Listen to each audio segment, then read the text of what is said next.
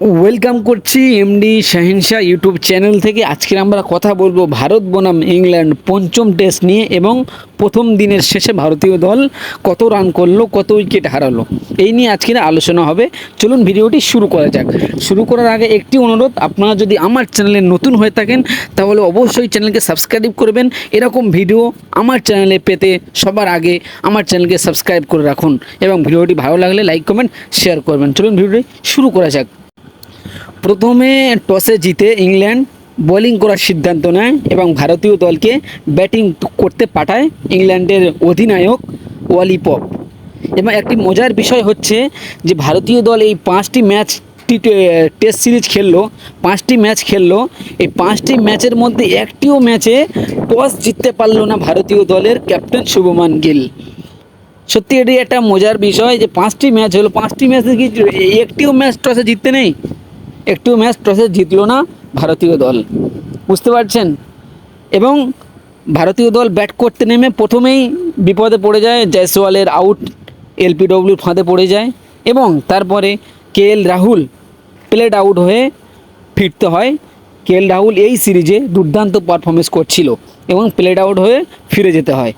তারপরে শুভমান গিলের কথা কি বলবো, দুর্দান্ত অসাধারণ ফর্মে আছে এই টেস্ট সিরিজে, অসাধারণ এবং বড় বড় রেকর্ডও ভেঙেছে। এবং এই লাস্ট ম্যাচে আরও দুটি বড় রেকর্ড ভেঙেছে, সেটি হচ্ছে যে সেনা কান্ট্রি মানে এশিয়া মহাদেশের বাইরে যেসব কান্ট্রি আছে, যেমন ধরুন ইংল্যান্ড, অস্ট্রেলিয়া, তারপরে সাউথ আফ্রিকা, নিউজিল্যান্ড, এইসব বলে সেনা কান্ট্রি। এই সেনা কান্ট্রি থেকে ভারতীয় দলের মধ্যে সবথেকে সেরা রান করেছে, বেশি রান করেছে শুভমান গিল, 743। এর আগে কোনো দিন ভারতীয় দলের কোনো প্লেয়ার এত রান করতে পারেনি সেনা কান্ট্রিতে, মানে বুঝতে পারছেন। আর ওই শুভমান গিলের আউটটা কিন্তু খুবই দুঃখজনক, খুবই মানে কি বলবো, রান আউট হয়ে ফিরে যেতে হলো 21 রানে, মাত্র 21 রানে দুর্দান্ত ফর্মে ছিল, 21 রানে আর রান আউট হয়ে ফিরে যেতে হয় শুভমান গিলকে, খুবই দুঃখজনক এই আউটটা।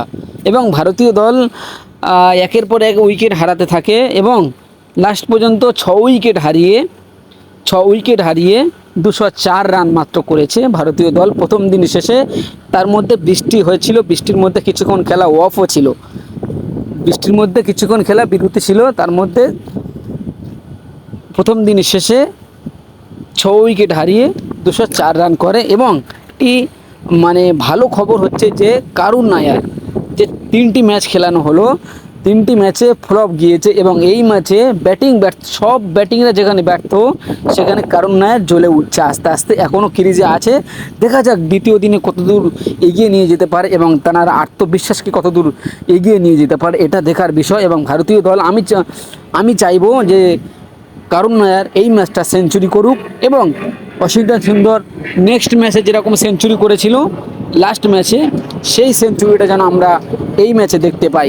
এবং যদি এরকম একটা সিচুয়েশান চলে আসে যে দুটি ব্যাটসম্যান ফের সেঞ্চুরি মেরেছে, তাহলে কিন্তু ইংল্যান্ডের এই ম্যাচটি জেতা খুবই কঠিন হয়ে যাবে এবং প্রথম ইনিংসে ভারতীয় দল অনেক দূরে চলে যাবে। 300-350 রান, মানে এই পিচটা হচ্ছে বোলিং পিচ এবং 300-350 রান করলে কিন্তু ইংল্যান্ডের ব্যাটারদেরকে গুড়িয়ে দেওয়া যাবে 300 রানের মধ্যে।